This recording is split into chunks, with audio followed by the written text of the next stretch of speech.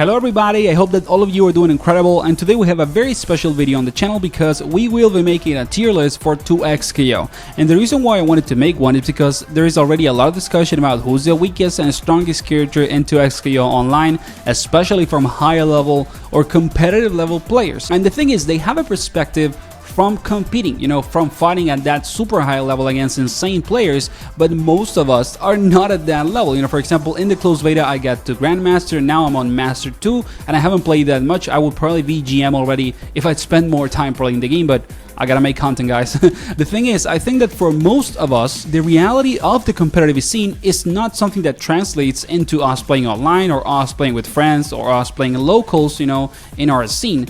And I think that if you want to understand really who is the strongest and weakest character for everybody, not for the 1% of the players that are at tournaments, you should have a different discussion. And that is the approach that I'm gonna have in this video, discussing who are the best characters in the game for everyone, not only for the competitive professional scene. Okay, so let's kick off the list with a couple of new characters that we got in early access, Warwick and Teemo. And I think that both of them are pretty strong, but I gotta say that at a more general level of play, Teemo is highly likely stronger than Warwick, and I would argue that Teemo is a top 5 character in the game. Even though Teemo can be a technical character, you do have to learn some tricky combo routes and stuff like that.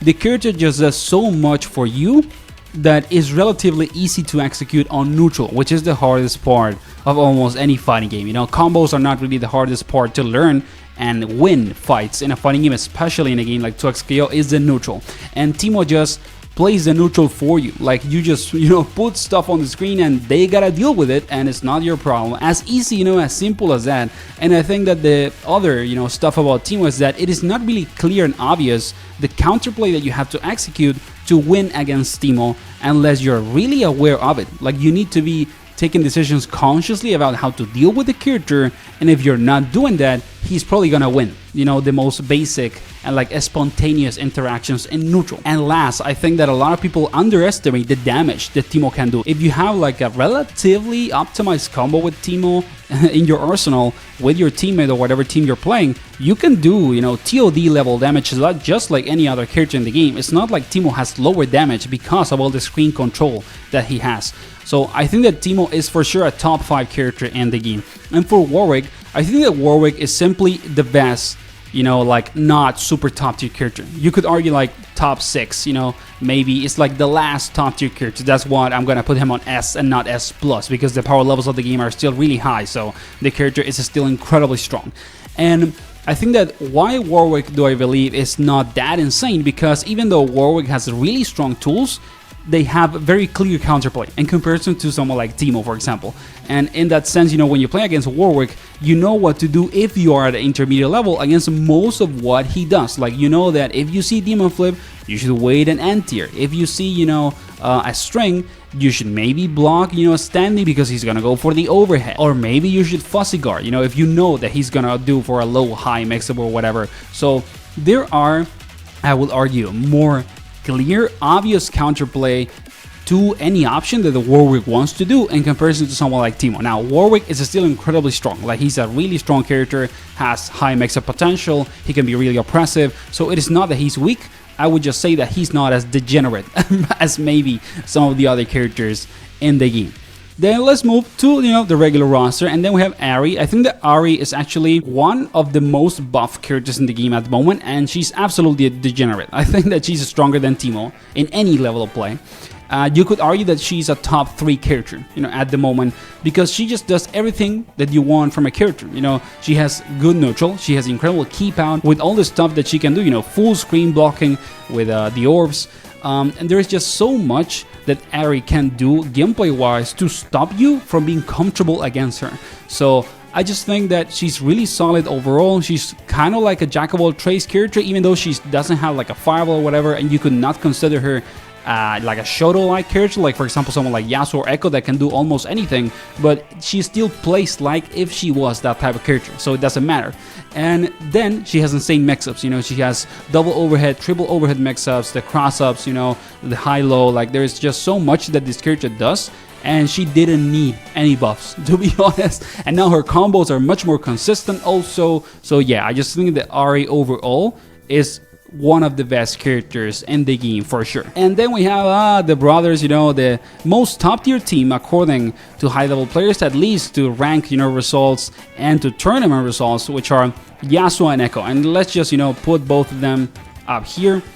I think that it is very obvious that these two characters still dominate this game at any level of play, but I would argue that they are not as degenerate as they were on closed beta. Like, they're still insanely strong, but in the closed beta it was even worse. So I think that Ekko Yasuo, you know, is an insane team. Both of the characters are insanely strong. They are, you know, in some way like the I do everything character, and that is something that is a tendency in newer fighting. Is, you know, there's always a couple of characters that don't have any weakness, and Yasuo and Ekko don't have any weakness at all. I would argue that at a lower level of play, Yasuo is actually stronger than Ekko, because Ekko does still require you to lag a little. You know, you still have to learn some combo routes, you have to understand how to use your level 1 time, you know, wind their super and whatever. So you still have to learn stuff at a relatively deeper level than if you play Yasuo. I think that Yasuo is a much more brain-dead character, even though a Yasuo main would not like to hear that.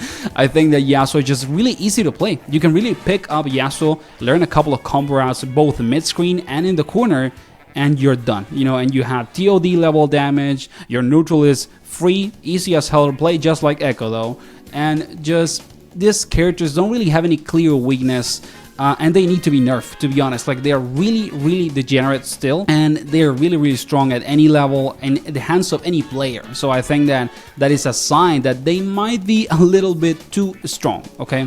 So yeah, Ekko Yasuo, you know, is the trick to win. If you want to get free wins, man, just learn how to play one of these two characters or both of them together. It's nuts. And then I actually want to talk about Illaoi, okay? I think that Illaoi is a top 5 character, and I actually believe that she's better than Teemo. And a lot of people sleep on Illaoi because she's not necessarily the most, you know, like exciting character to see or play. Like, she's a very basic, straightforward, simple character.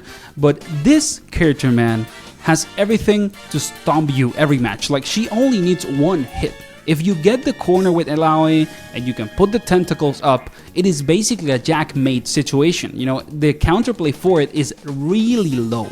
And if you play against someone that is decent with Illaoi, you're gonna see that in that corner situation, they're almost always gonna get an opening on you on defense. Like, they are either gonna grab you and get a combo, they're either gonna frame trap you, they're either gonna bait your reversal. Like, there is just so much that Illaoi can do in that situation that doesn't have clear counterplay, that I think in many ways Illaoi is one of the strongest simple characters in the game. And the other thing is that Illaoi doesn't have a bad neutral, man. Even though she is a big body character in some ways, not as much as Braum maybe, but she's still not a mix-up super fast character, you know, in comparison to Ahri, Ekko, or Yasuo. So she shouldn't have the best neutral, but just her buttons, her options in the mid-range are so degenerate.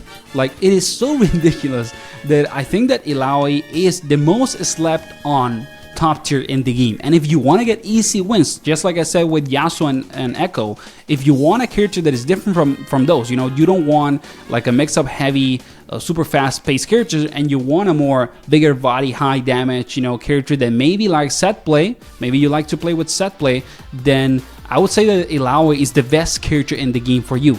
And if you know how to play Illaoi well, you're gonna stump everyone, because it is just such an oppressive character and it is so strong, but not that many people are actually like willing to play her. It's a little weird. So if you are at a lower level of play, start learning Illaoi, because it's some free rank up, man. Like, she's really strong. And I would argue that those are the top tiers of the game, okay? I think that these 5 characters are at a different level in comparison to the next of the roster, and then Warwick is like right, you know, outside of the S+ tier list. You could put him here. Like, you could make an argument for Warwick being the last S+ character, but I think that he's not at the level of these 5 characters overall. And then we're gonna move into the character that I believe, at least, is the last S character, which is Darius, at least at a more general level of play. I think that Darius, even though there is clear counterplay about what he does and what he wants to do, it is just such a simple and effective game plan. You know, like big buttons, I get in, and we start baiting parries, and if we don't bait parries, we start mixing you up, you know, with the axe and stuff. So there is just so much that Darius can do for things to go his way, you know, and for stuff to actually work around what he wants to do, even though he's not necessarily the strongest character in the game. It's just that his game plan is very clear, very effective, very stable. And if you are a Darius player that starts learning some details and more, deep level stuff about the character, you're just gonna get a lot of free wins outside of people being desperate when they play against Darius. So I think that if you are the beginner intermediate level, Darius is a great character to learn. Easy, effective, simple, straightforward, but really, really strong. There's not much I want to say about Darius outside of that, because it is just as simple as that. He's really like the most straightforward character in the game probably. And now let's move into two characters that I believe deserve to be an A. And I think they have maybe are falling for grace, like Jinx at the start, in closed beta was arguably the best character in the game. But I would argue that over time, one, if you want to play a Sonar, you should probably play Teemo and not Jinx. I think that Teemo just does so much in comparison to what Jinx wants to do. And the Jinx nerfs were actually kind of significant, even though she's not a weak character. Like, she's still incredibly strong, and you could argue, that she should be here instead of being top of A. I'm actually gonna do that, to be honest. Jinx is much weaker than she was on closed beta, so I think that she does not deserve to be called, an insane top tier character anymore, even though you can make her feel like that. So there is, a bigger difference now in early access in comparison to closed beta from the power levels, and I do think that if you want to play Jinx, you can do it. She's still really strong, but you're gonna see over time that all the Sonar players are probably gonna move into playing Teemo if they want to play the character, because just the archetype is the same and Teemo is just better, man. Teemo does more for you, that is free, easy, and effective in comparison to someone like Jinx. So there's still a lot about Jinx that is strong, but maybe not as degenerate as it was before. And this kind of tells you how balanced this game is, only because of the higher power levels. Like, I think that this is one of the most balanced fighting games out there at the moment, only because every character is nuts. Every character is just so good that they have something to get their game plan going, and they get top tier, while you're playing instead of in the tier list. So I think that Jinx can still shine and be an amazing character. And then we have Bai, and I think that Bai is just not worth playing, man, in some way. If you are a beginner or intermediate level player, like, you have the only character in the game that arguably has some execution requirements outside of Ekko. And the thing with Vi is that if you don't have your electric combos up and you don't have a very optimized combo game plan, you're losing in a ton of damage that you could be, having with another character that will be much easier to execute. And then Vi, even though she has some really strong tools in neutral and she can be really oppressive up close, I would say that she just doesn't shine as much on what she wants to do in comparison to other characters, And you can still make an argument for her being really, really good in some specific team comps, in some specific, combinations for teams and fuses. But I just think that if you're not that convinced about playing Bai and you're playing her, you should maybe just pick up another character, to be honest. Is she weak? No, she's still a really strong character because everyone is good in this game. You can make everyone work, I just want to kind of put emphasis into that again. But I would argue that if you want a high pace, high damage, high mix-up character, why would you play Bai and not play Yasuo, Ekko, or Ahri, or even Warwick? And if you want a character that can help you to get, extra OTG for combos and very weird combo routes, almost everybody can do it. It's not only Bai. So yeah, I just think that everything that makes Bai unique and makes her a cool character is actually present on other characters, and you can kind of do or execute the game plan that she wants to do with someone else. So I just think that Bai is not, strong enough to justify picking her unless you just love the character and want to have fun, and that's great, That's why everyone is strong, and you can still, make her work. And then we have the last couple of characters, and I think that, Braum and Blitz are still really strong characters. I play Braum since the closed beta, and I think that if you know what to do with Braum, he can be really oppressive and kind of degenerate in some situations, but the thing is that they are just not as, I would argue, it is not as easy to win as with some of these other characters. Like when you play Ekko, Yasuo, Ahri, any of the top tiers, you just have to make 2 decisions right, and the game is done. But when you play Braum or Blitz, you actually have to make a lot of decisions. It is almost a thing of just how much you gotta do to win in comparison to the top tiers, and you can still play these characters. They can still be really good, especially Blitz. I would argue that if you're playing Blitz on core and you're mostly using him with, you know, or for his assists, you could put him all the way up here. Like, Blitz assists are incredible, but the thing is, you gotta play Blitz also. So I just think that there's no real reason, again, if you want to win, if you are like a win monster and you're learning the game, or you're a beginner or intermediate level player, to pick either Blitz or Braum, unless you love the characters. That's why I play Braum. To be honest, if I wanted to get a higher rank easily and get more wins easily, I will not play Braum at all. And also, I will not play Blitz and I will not play Bai.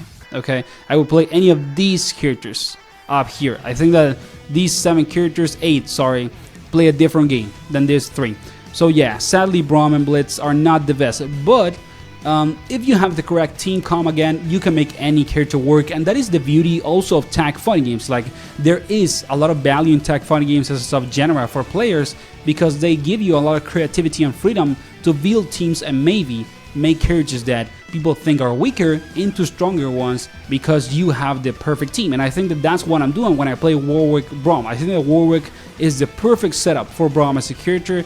And you have to think, you know, if you want to play Bai, if you want to play Blitz, if you want to play Braum, or maybe even one of these 3 characters and not be like a meta slave in some way, you just have to think, what team can I build to make this character work? And I think that that's the more important and relevant for Braum and Blitz, and that's why I believe that they're the weakest characters in the game. So that was the tier list, guys. I hope that you enjoyed the video. Let me know in the comments of which, you know, characters you think are the best and weakest in the game, and see you on the next one. Keep enjoying 2XKO.